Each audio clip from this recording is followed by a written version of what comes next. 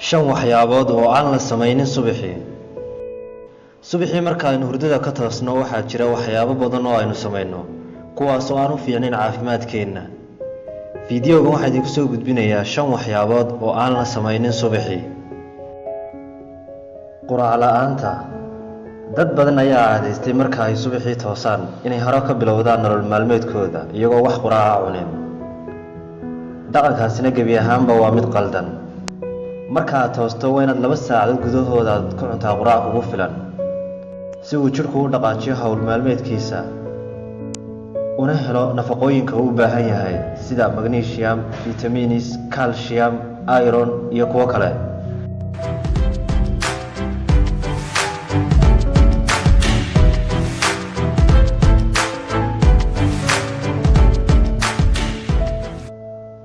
isticmaalka moobilka. haddii subaxii isla marka aad toosto aad u degdegto taabashada moobilka wax badan ayaa kaa qaldanaysa sax. cilmi-baadhis badanna waxay sheegaysaa in 70% dadka isticmaala moobiladu ay sidaa yeelaan. dhaqankaasina ma aha mid habboon. haddaba 30 daqiiqo ugu horeeya marka aad toosto halkii aad u dhaqaaqi lahayd isticmaalka moobilka u dhaqaaq weyso, salaad, caday iyo wixii la mid ah.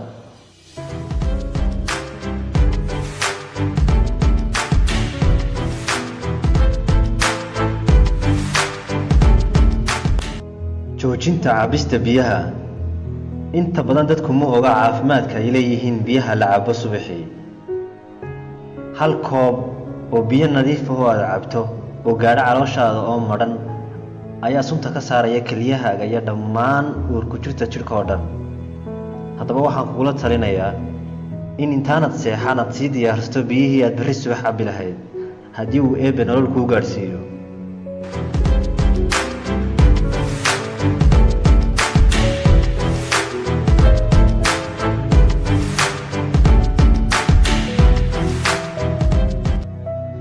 cabista kafayga.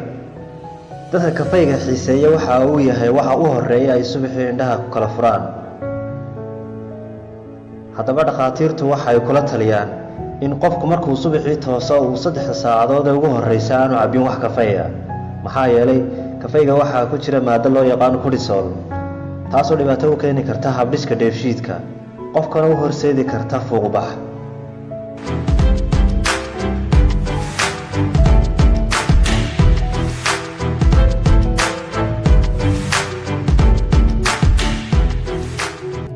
hagaajinta gogosha. haddii subaxii isla marka aad toosto aad gogoshaada la laabtaad meel geliso waxaa laga yaabaa inay dhibaato ku keento caafimaadkaaga. maxaa yeelay saynis yahano badani waxay xaqiijiyeen in marka aad habeenkii goglato ilaa subaxii ay malaayiin qurub oo dhas ah ay soo degayaan gogoshaada.